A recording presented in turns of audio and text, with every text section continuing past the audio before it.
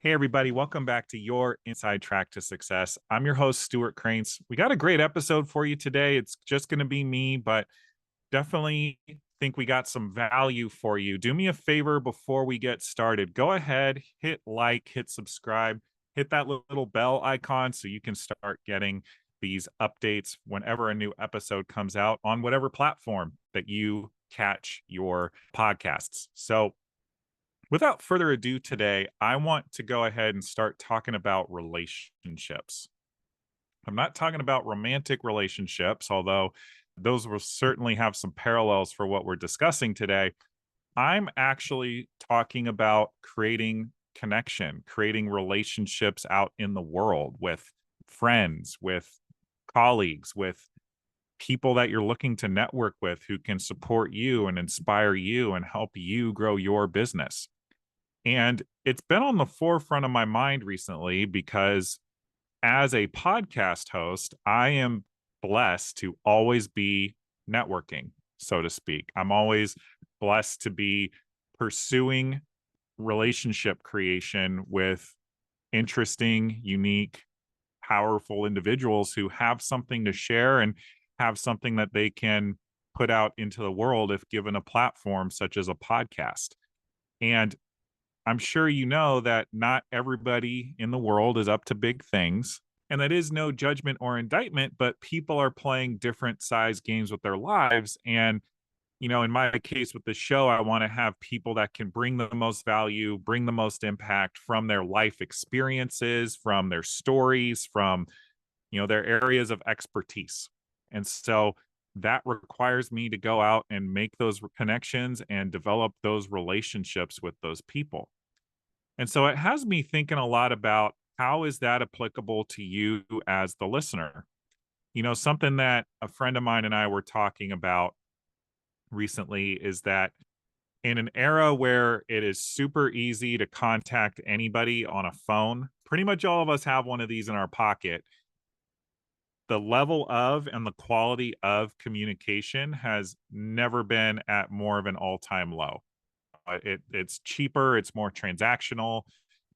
It's actually hard to create meaningful connection and build those relationships. And so that's what I wanted to talk about today. So last night, I had the opportunity to go grab dinner with my wife, Jennifer, and some friends of ours, Sarah and Preston Moore, who have both been guests on this show. They're both powerful coaches and speakers. Shout out to both of them. And we got to talking about relationship building and what goes into developing a relationship. And Jen actually said something that building friends is a lot like dating. It's something you actually have to put effort into. You must put yourself out there, be vulnerable enough to put yourself out there in order to create the relationships that you want. And while some apps out there, I know Bumble has a new friendship feature where you're swiping for people you just want to be friends with. I'm going to challenge that notion that it's that easy. I mean, yes, I guess you are having the ability to essentially speed date and pre screen people, but I don't think apps like that, whether it's for dating or for friendships, give you the opportunity to put your best foot forward because you're being judged based on a profile and some photos, right? You're not actually giving something for somebody to latch onto. And so, with the time that we have today here on the show, I want to talk about some of the things that support me and my wife in building relationships professionally, with friendships, with any goal in mind. Not everybody you meet is going to be your best friend. Not everybody you meet is going to become a business partner, but you don't know unless you are the one that's putting yourself out there, putting in the effort to create those relationships. And so I went to a networking event recently.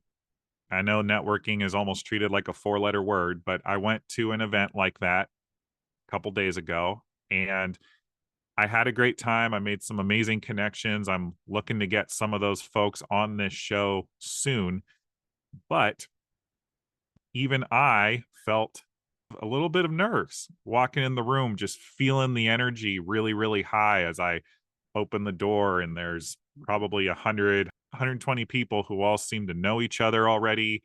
They're gabbing and laughing, and it's a breakfast club type meeting, so they're eating breakfast, and I don't know anybody at all. I took a moment, kind of surveyed the room. I actually made a beeline for the breakfast buffet because it was in the back, and it would, knowing it would allow me to enter the space energetically with an easy goal in mind, which is, hey, I'm just going to grab some food. And that allowed me to calm down and enter the space. And so if you are finding yourself going to a networking event, that's a quick tip that I recommend is find a quick way to enter the space energetically, allow your nerves to calm down, get yourself grounded in why you're there. Like, you're there to meet people, you're there to create value, you're there to receive value from the relationships that you create.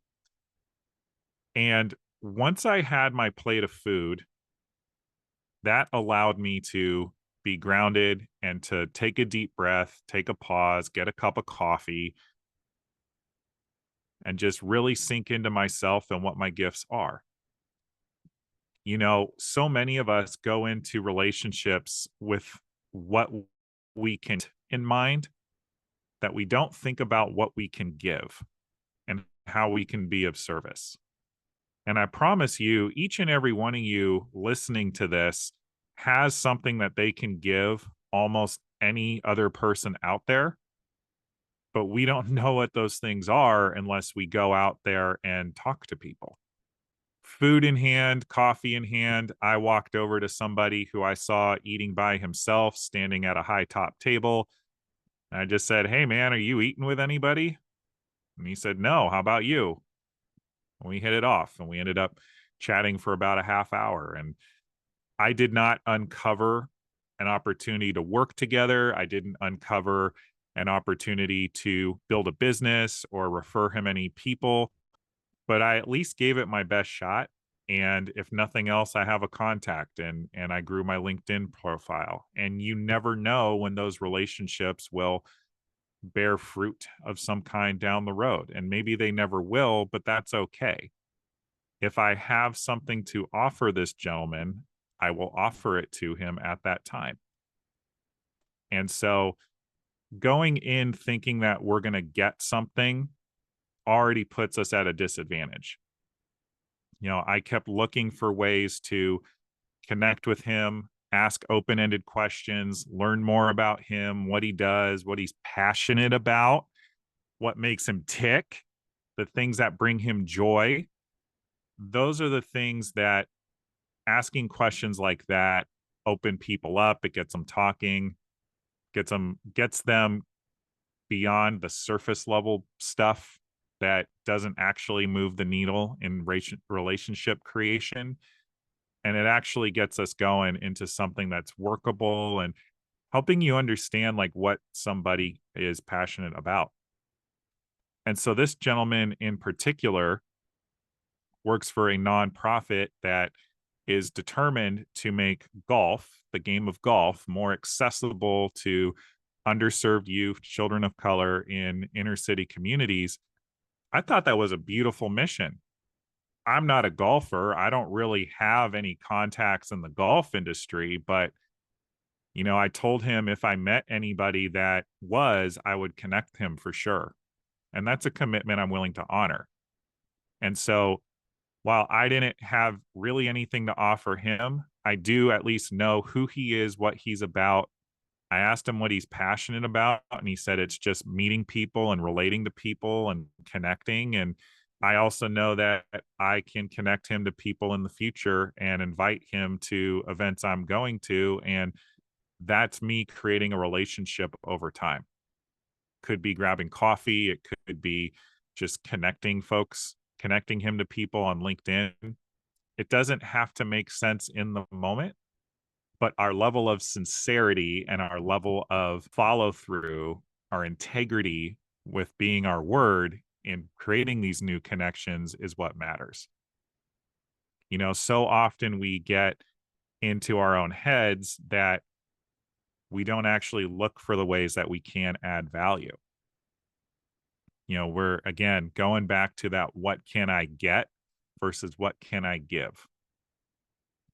This actually ties into my next point, which is when we're looking to create relationships with people, this might sound a little silly to those of you that haven't heard it before, but it's totally true.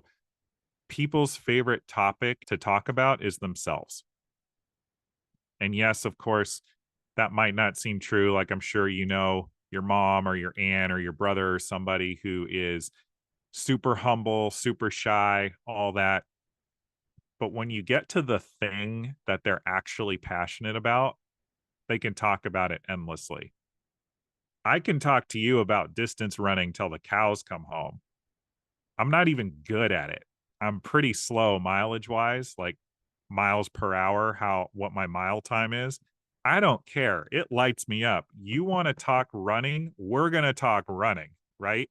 And don't you hear how my energy just changed as I shifted into bringing up the conversation of running? It doesn't matter what the thing is, but finding those passion points are how you can connect with people significantly more quickly in a lot less time with a lot less effort. And making sure that you allow them to share and expound and really give that piece of themselves to you. That's how people feel like they know you because you took the time to care about them. Same networking event. I'll give you another example. Same networking event. Company by the name of Body Armor was one of the sponsors. Body Armor, if you don't know, I would call it a competitor to Gatorade or Powerade or Prime. Body Armor, I think, is a really solid drink. It's electrolytes, things like that. And chatting with the two reps there from Body Armor, talked a little bit about Kobe Bryant because Kobe Bryant, when he was still with us, was one of the original investors in Body Armor. I asked him if they had had the opportunity to work with him. And then somewhere along the way, it came up that both of these gentlemen were formerly on the track team at Ohio State University. And boy, did we just connect on the running piece. I got both of their business cards. I'm never going to buy cases and cases and cases of Body Armor from them because I'm not their target market. But I do have somebody now who knows a lot about running shoes. I know the other gentleman was telling me a lot about how to tape my feet correctly so I'm less in pain when I run. And boy, like the whole energy shifted off of business, off of Kobe Bryant, which was a interesting middle ground to find. I love Kobe from a basketball and mindset perspective. They love him just because they worked with him. But man, we found that shared passion for running and running shoes and had that to connect with. And the next 15 minutes of that conversation flew by. Like I blinked and we were being told we needed to leave because they needed to set up the space for another event. And that all happened because we found our passion points. We asked I did it, they were doing it too because they're sales reps, they're out there, they're trained to do this, but asking the open-ended questions like what are you passionate about? Like what are you excited about? What brings you joy? Nobody really wants to be like, "Hey, what do you do for work?" It's as innocuous as, what's the weather like? How about that weather? It's surface level. It doesn't really move the needle in relationship building, like getting straight to somebody's passion. Quick tip, if somebody has kids, it's often their kids. Not always, but most of the time, people love talking about their children. A lot of people create their joy through their kids. They live in some way vicariously through their children.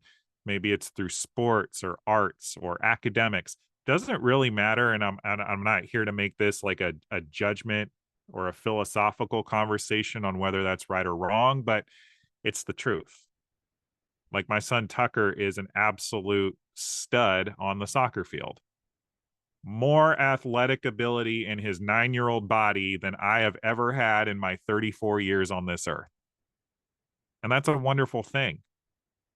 And it brings me pride and joy to watch him have a great game, because he gets to have great games more often than I ever had great games in basketball growing up, because he has talent.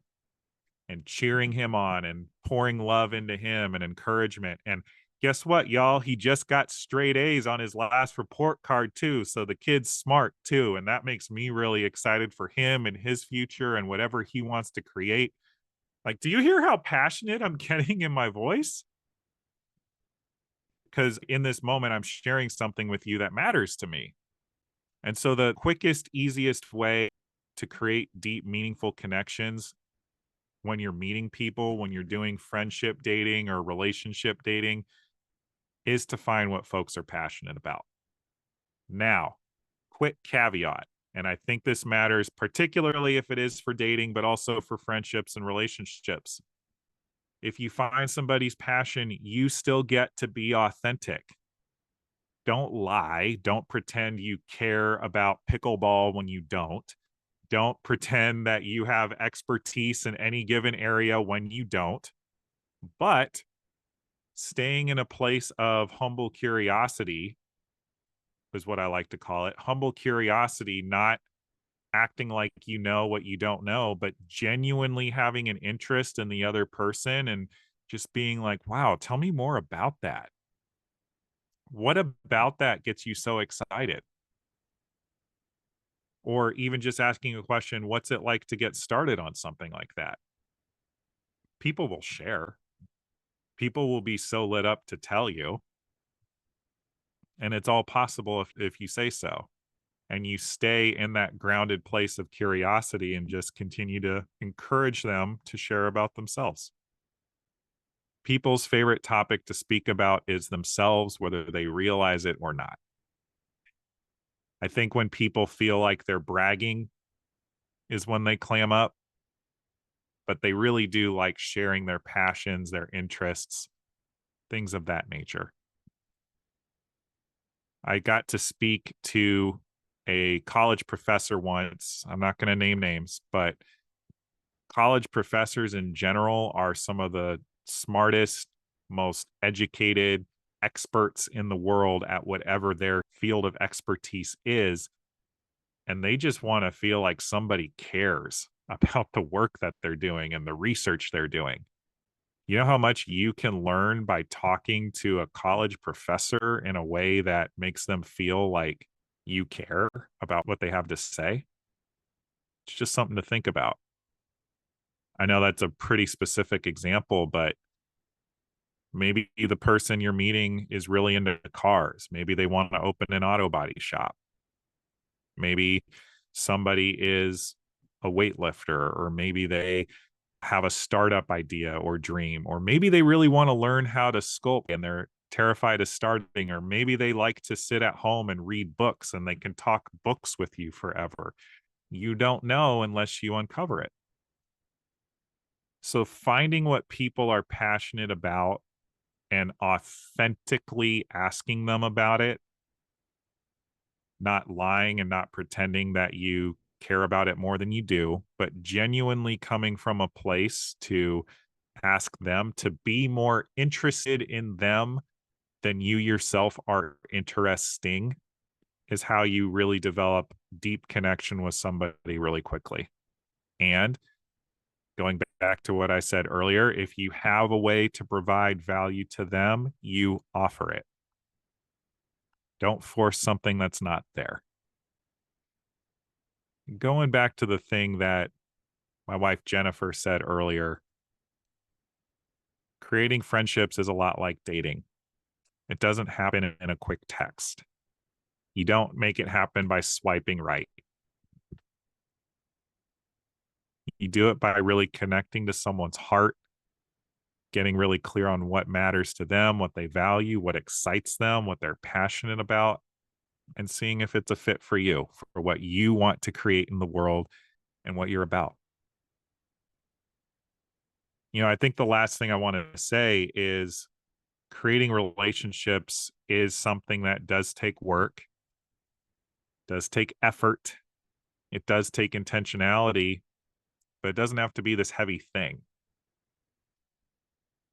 I know people cringe when they hear the word networking event because of the energy and the expectations around it and the self comparison game and the things that whatever other stories that they're making up.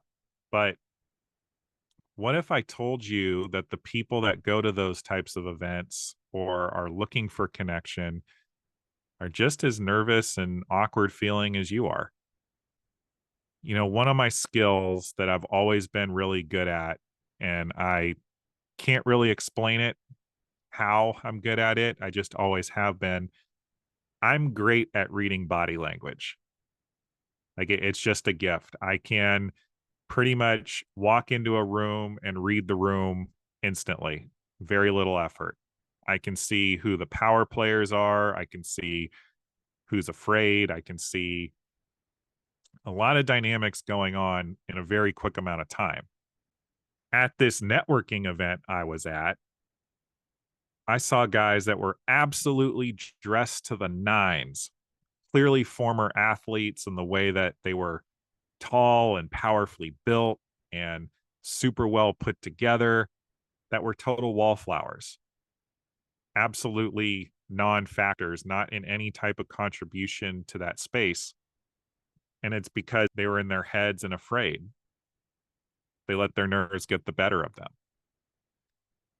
I saw people that maybe weren't as attractive physically, maybe weren't as commanding in their physical being, that were lighting up the room because they were connected to their heart space, looking for these ways to connect with people, connecting with people authentically, trying to find what they were passionate about and developing those deep, meaningful connections. So it's a level playing field if you allow it to be. It could also be a lot of fun if you allow it to be. But the point I'm trying to make here is you walk into a room like that, you walk into any situation, whether it's a networking event or a party or a meet and greet with a couple of friends, or somebody's bringing their mutual friend over and trying to introduce them to you. Nobody's better than you. There is nobody on this earth that is inherently better than you. Doesn't matter how many Instagram followers they have or TikTok followers they have, how many subscribers they have on YouTube.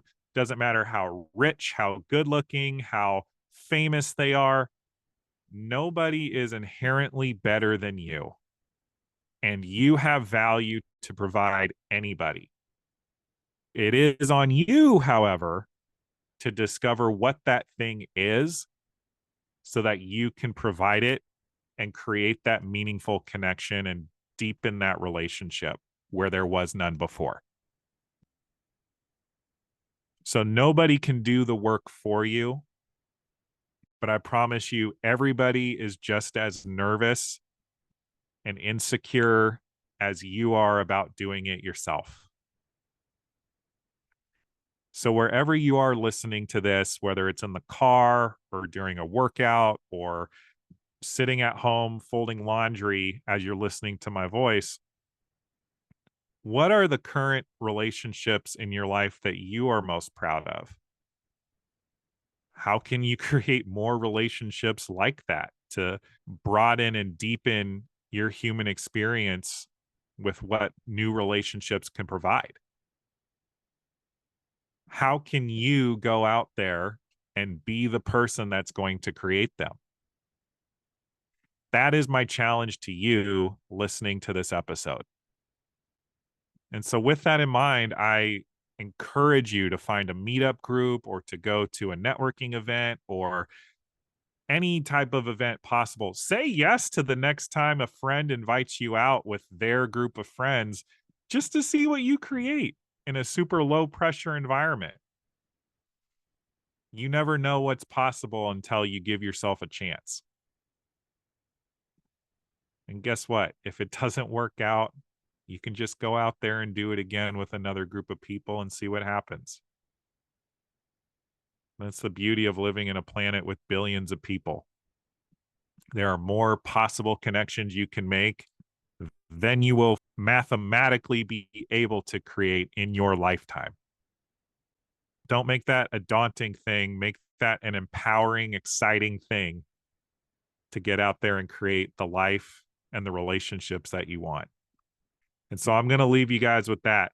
But let me know in the comments what you guys got out of this episode. I would love to start getting more feedback from people that are listening, that are gaining value from this, because my commitment to you guys is to put out the best possible show I can every single week. And be sure to like, subscribe, hit that bell so you get the notifications every time there's a new update. And y'all, if nothing else, this has been another episode of Your Inside Track to Success. I'm your host, Stewart Kraintz. We'll see you next week with another meaningful message or empowering guest. See you then.